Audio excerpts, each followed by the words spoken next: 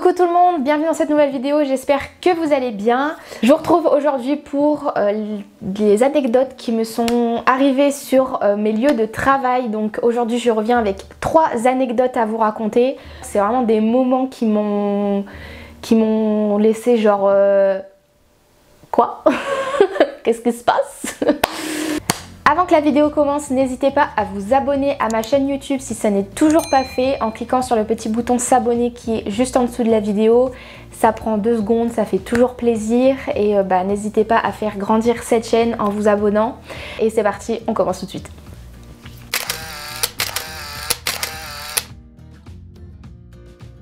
Alors pour cette première anecdote, je vais vous raconter un petit moment qui s'est passé en fait quand je travaillais dans un hôtel 4 étoiles. Donc j'étais embauchée là-bas en extra et je travaillais en tant qu'esthéticienne, spa praticienne.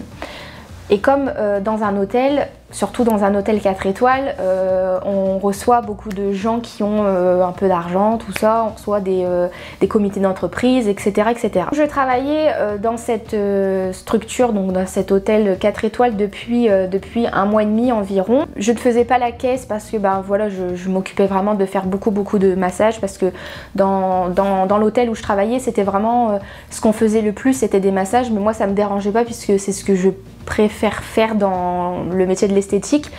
Du coup faire des modelages corps, tout ça, ça me dérangeait pas du tout, donc j'en faisais pas mal et du coup j'étais vraiment qualifiée à faire ça toute la journée quasiment.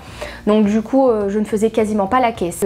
Un jour on reçoit une entreprise en fait avec une dizaine de mecs, je crois, une dizaine d'hommes qui venaient en fait pour se faire masser. Donc du coup dans l'hôtel où on travaillait, où je travaillais, on faisait des massages hommes aussi. Donc du coup on s'était répartis avec les collègues de l'hôtel, du spa plutôt, on s'était répartis à avoir chacun deux gars à masser.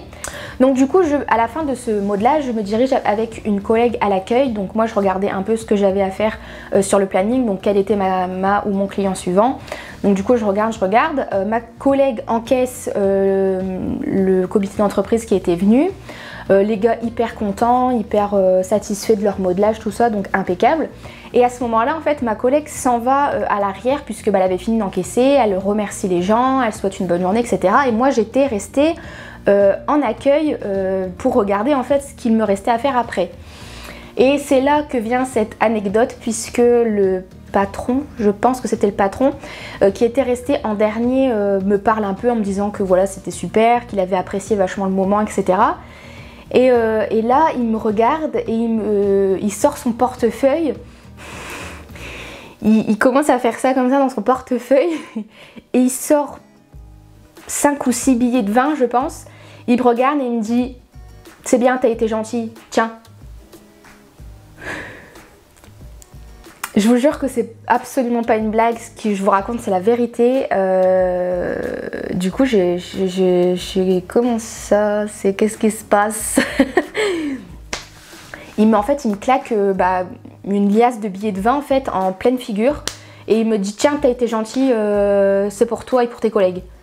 Mais genre vraiment il m'a regardé, tiens allez t'as été gentil, c'est bien. Genre je me suis sentie tellement dénigrée et tellement rabaissée parce que c'est moi qui faisais avec mes collègues on faisait des massages, etc. Et le coup de tiens c'est bien t'as été gentil, tiens hop, et le mec il s'est barré juste après. Du coup je suis restée 5 minutes comme ça avec les billets en me disant mais je travaille pas pour qu'on me claque des sous à la gueule comme ça, enfin c'est quoi ça? Je suis une personne, respectez-moi, merde. Du coup, j'ai une de mes collègues qui arrive et je lui explique du coup ce qui se passe et elle me dit non mais elle dit tu sais ici ça arrive souvent que vu qu'on reçoit quand même des gens qui sont assez aisés, ils se rendent pas compte en fait de comment ils te parlent et ce qu'ils ont droit à faire ou pas de faire et du coup ils te claquent des sous comme ça comme si t'étais une merde. Donc du coup elle dit fais pas attention et tout, mais moi c'était la première fois que ça m'arrivait et ça m'a choquée. Du coup j'ai mis cet argent là dans la caisse à pourboire et du coup après je suis repartie travailler, mais je vous jure que ce moment là je me suis dit mais quoi? Qu'est-ce qui se passe?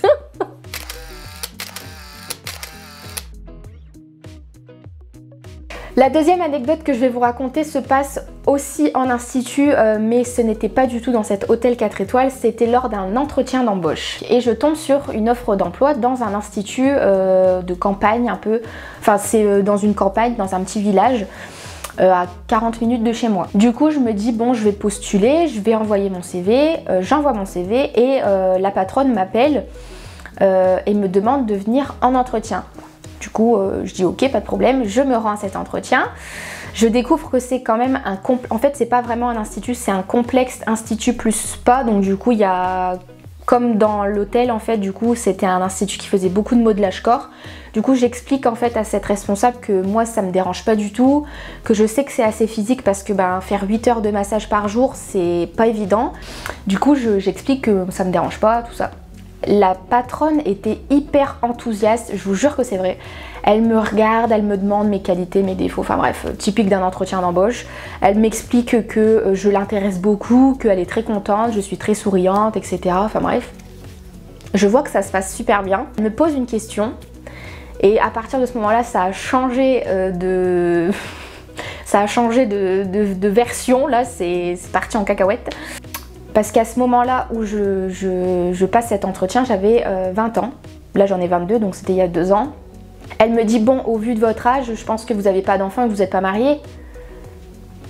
Du coup je me dis tiens, c'est pas malin de dire ça parce que y a des jeunes femmes qui ont des enfants bien plus tôt que 20 ans et qui sont aussi mariées. Enfin je veux dire, c'est pas parce que je fais jeune sur ma tête que voilà, j'ai pas de vécu avec moi.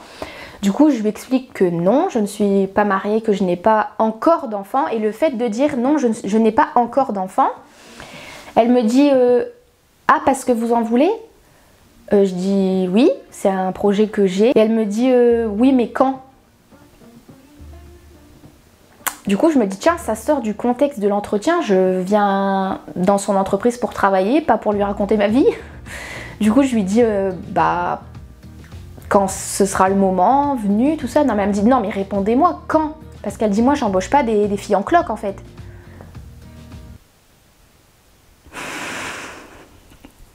Ceux qui ont l'habitude de regarder mes vidéos, ils doivent dire mais c'est pas possible, elle tombe toujours sur des gens mal intentionnés ou quoi.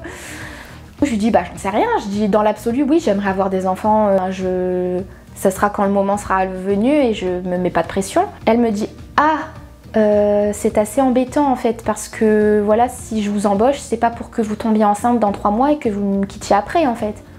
Elle dit va falloir choisir ma belle, c'est soit les enfants soit le travail.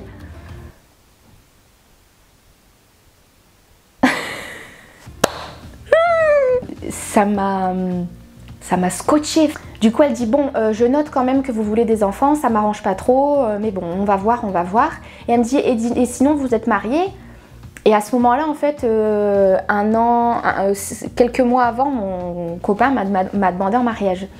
Du coup, je lui explique bêtement, je lui dis, bah, je suis pas mariée, mais je suis fiancée. Du coup, elle dit, ah, parce que en plus, vous allez vous marier bientôt. Oh là là, mais ça m'arrange pas du tout, vous comprenez. Moi, je veux pas de filles qui ont un gros train de vie, de famille derrière. Moi, j'ai besoin de filles qui donnent leur... comment elle m'a dit ça ? Leur vie à leur carrière, enfin moi il me faut des gens hyper ambitieux et tout, enfin je vous jure qu'à ce moment-là je me suis dit mais what the fuck, qu'est-ce qui se passe, enfin j'ai pas le droit d'avoir une vie de famille à côté. Du coup elle me dit bon écoutez on va faire un test pratique et on va monter en cabine, vous allez me faire un massage corps face arrière. Du coup c'est toute la face arrière du corps que je devais faire un modelage. Donc du coup elle s'installe, je vois qu'elle tire un air vraiment pas content du tout. À la fin je lui dis que c'est terminé, je lui dis j'espère que ça vous a plu, que ce que je pratique ça vous va, tout ça. Elle m'a même pas répondu, elle m'a dit vous savez pendant le modelage j'ai pas arrêté de penser au fait que vous voulez des enfants, ça m'arrange pas du tout, mais à part ça vous massez bien, vous faites de bons gestes, ça me plaît, il va falloir que je réfléchisse. Vraiment, ça a été 2 salles, 2 ambiances. Comme je vous ai dit, au début, elle était très intéressée par mon profil. Et à partir du moment où je dis que je voulais une vie de famille, paf, elle a changé de tête. Refuser, on peut pas dire à quelqu'un que voilà, on l'embauche pas parce qu'il veut une vie de famille. C'est comme virer une femme enceinte, c'est pas légal. Et au bout d'une petite semaine, je reçois un mail de cet institut où la patronne m'explique dans le mail que je ne suis pas retenue parce que je n'ai pas passé l'étape 2 et que je ne lui corresponds pas. J'appelle la patronne et je lui dis bonjour, j'ai bien reçu votre mail, j'aimerais juste avoir un petit complément d'information par rapport à ce que vous m'avez dit dans le mail et savoir un petit peu où est-ce que ça n'a pas été, etc. Elle me dit de but en blanc comme ça, elle s'énerve très vite, elle dit déjà je ne comprends même pas pourquoi vous permettez de m'appeler, le mail était assez clair, je ne vous retiens pas, vous ne serez jamais dans mon entreprise, vous ne correspondez pas, vous n'avez pas le profil, je ne veux pas de vous. Du coup je lui dis non mais attendez, on s'est mal compris, là je dis je viens juste pour vous demander ce qui s'est passé, pas que vous vous énerviez comme ça, enfin je demande juste un complément d'info. Elle me dit non mais c'est tout en fait, j'ai le droit de décider qui je prends, qui je ne prends pas, c'est pas de ma faute si vous voulez des enfants, moi j'en ai rien à faire. Et en fait elle m'a dit cette phrase, elle m'a dit c'est pas parce que vous voulez des enfants que ça doit être mon problème.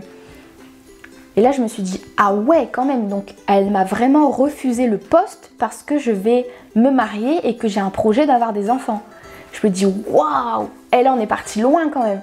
Je n'ai plus jamais eu de nouvelles de cette femme et voilà.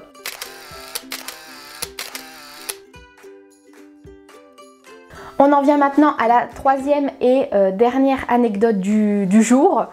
Alors là, ça s'est pas du tout passé en institut ni en entretien. En fait, juste avant le confinement, j'avais trouvé un petit job d'intérim où en fait j'étais, comment on appelle ça, j'étais dans une structure où on devait passer des appels aux gens pour des dons associatifs. Quand vous recevez des appels de démarcheurs téléphoniques, voilà, c'est très lourd à recevoir, tout ça, moi je faisais ça, mais pour des gens qui avaient fait des dons dans des associations, et du coup on appelait pour relancer et savoir s'ils étaient toujours d'accord pour pouvoir renouveler leurs dons. Il y a eu quelque chose, un truc qui m'a vraiment secouée, qui m'a mis très mal, surtout que moi je suis hypersensible, du coup il y a des choses des fois que je ne peux pas entendre et qui me font, ça va pas, après ça va pas du tout. Enfin, j'appelle des gens pendant 8 heures, quasiment non-stop en fait. On a une trame en plus à lire, donc ça fait pas du tout naturel au téléphone, ça fait vraiment comme des démarcheurs téléphoniques, sauf que là c'est pour des associations. Donc en soi l'idée est plutôt bonne, sauf que moi j'aime pas trop en fait l'idée de devoir demander de l'argent aux gens. Enfin c'est chaud quand même de faire ça, du coup j'étais pas très à l'aise avec ça, mais bon je me suis dit c'est un travail, il faut le faire, donc je l'ai fait. Dites-vous bien que je me suis faite insulter pendant 3 jours non-stop.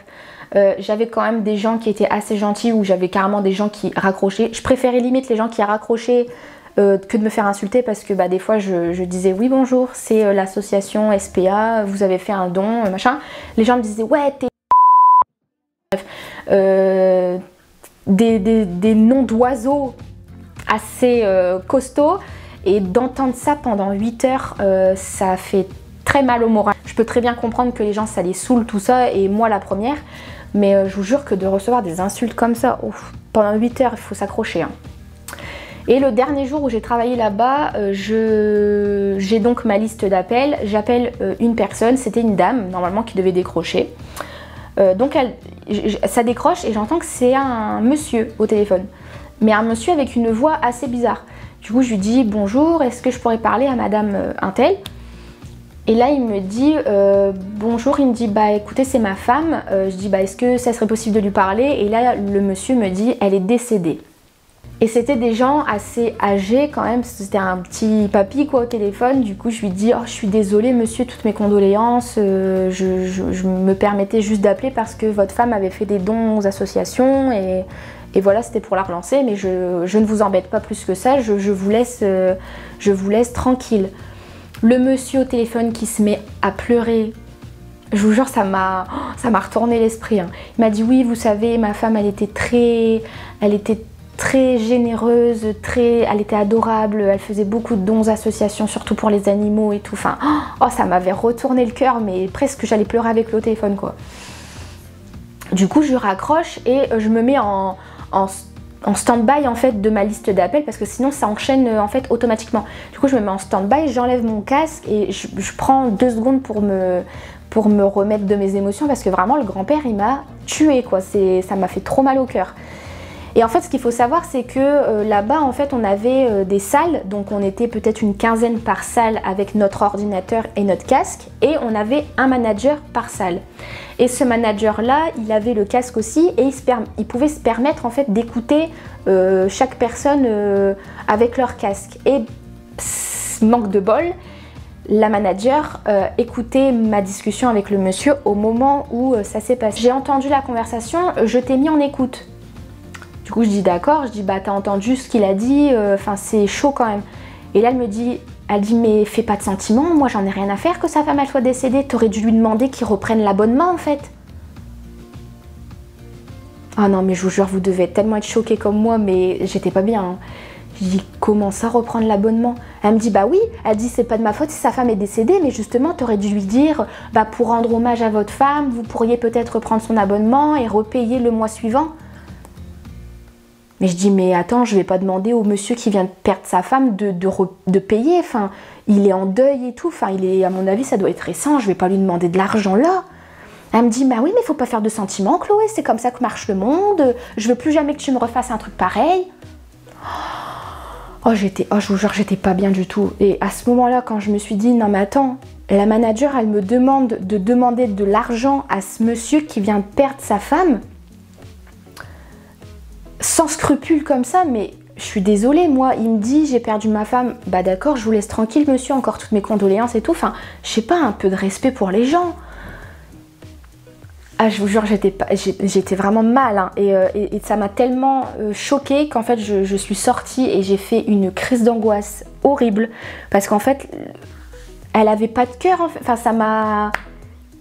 Les mots, ça m'a retourné en fait, je sais pas si c'est assez compréhensible ce que je raconte, mais j'étais pas bien du tout. Du coup je suis sortie en pleurs et tout, j'étais pas bien. Elle me dit faut pas faire de sentiments, tout ça, et du coup bah après ça a été le confinement, parce que c'était genre du 10 au 15 là que j'ai travaillé, du 10 au 15 mars, et le 16 on était en confinement. Ils m'ont appelé pour savoir s'ils voulaient que je fasse ça à la maison, j'ai dit non, j'arrête. Donc du coup j'ai arrêté là après ça parce que c'était vraiment trop pour moi, je peux pas faire ça, c'est pas ma nature, je peux pas demander de l'argent aux gens qui sont en plein deuil, enfin c'est dégueulasse, c'est pas humain, donc c'est comme ça que j'ai arrêté ce boulot d'intérim, et c'était pas plus mal parce que se recevoir des insultes en pleine face pendant 8 heures, non merci. Et force à tous ceux qui font du démarchage téléphonique, ça doit vraiment pas être évident. Voilà, bah écoutez, c'est terminé pour cette vidéo. Je vous ai raconté les 3 anecdotes les plus marquantes qui me sont arrivées lors de mes boulots que j'ai fait hors de ce que je vous ai déjà raconté. J'espère que la vidéo vous aura plu et que vous êtes autant choqués que moi parce que j'étais vraiment pas bien du tout. Comme j'avais dit au début de la vidéo, n'hésitez pas à vous abonner et à mettre un petit pouce bleu si la vidéo vous a plu. N'hésitez pas à me dire vos impressions en commentaire. N'oubliez pas non plus de venir me rejoindre sur Instagram, je mets mon Insta juste ici. On se retrouve très bientôt pour de prochaines vidéos. N'oubliez pas de prendre soin de vous et moi je vous fais des gros bisous. À très vite. Ciao.